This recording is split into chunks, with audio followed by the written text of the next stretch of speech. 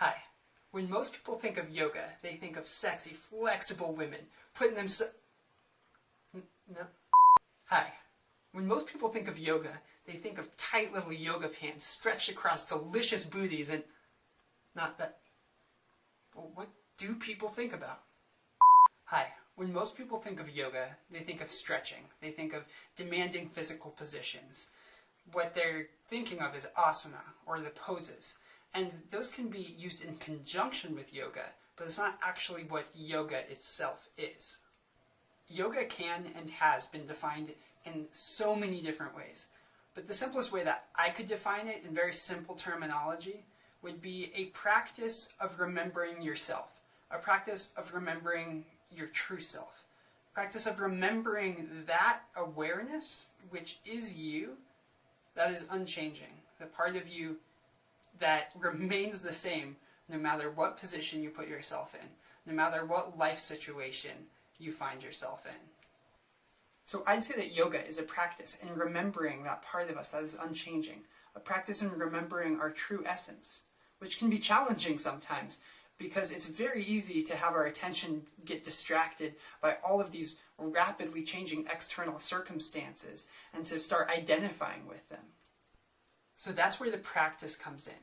Our breath links us to this deeper part of ourselves. I find that when I am cognizant of my breathing, when I'm aware of the way I'm breathing, I'm also connected to this more true essence of what my being is.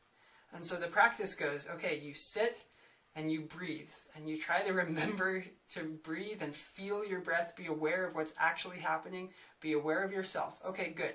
Now that we've done that, can you put yourself into this uncomfortable position and still remember that you're right there? Okay, now can you put yourself in this position?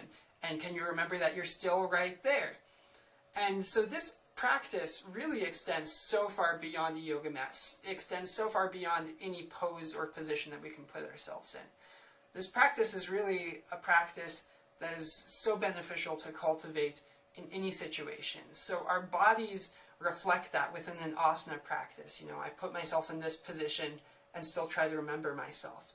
But we get put in so many different positions throughout our lives. A lot of them not being necessarily physical positions, but every situation, every challenge you have is like a new challenging pose within the situation of your life. And so the practice is to remember yourself, to remember that calm part of yourself, to remember that true part of yourself, to remember that part of yourself that is totally unaffected by all of the craziness of life. The word yoga literally means union. So essentially what we're doing is uniting the parts of ourselves that are able to perceive these external changes with our true essence, which is pure, unchanging awareness.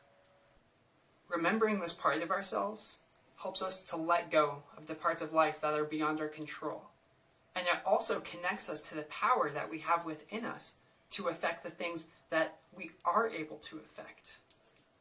So I encourage you to experiment with developing some sort of a yoga practice, whether that be with the poses or without.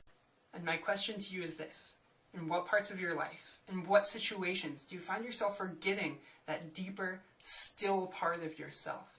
In what parts of your life do you find yourself getting caught up in all the craziness of life? And in those situations, what do you do, or what would you like to do, as a way of helping to remind you to come back to that place where you're in control and things are still? Thank you, and I hope to hear from you soon.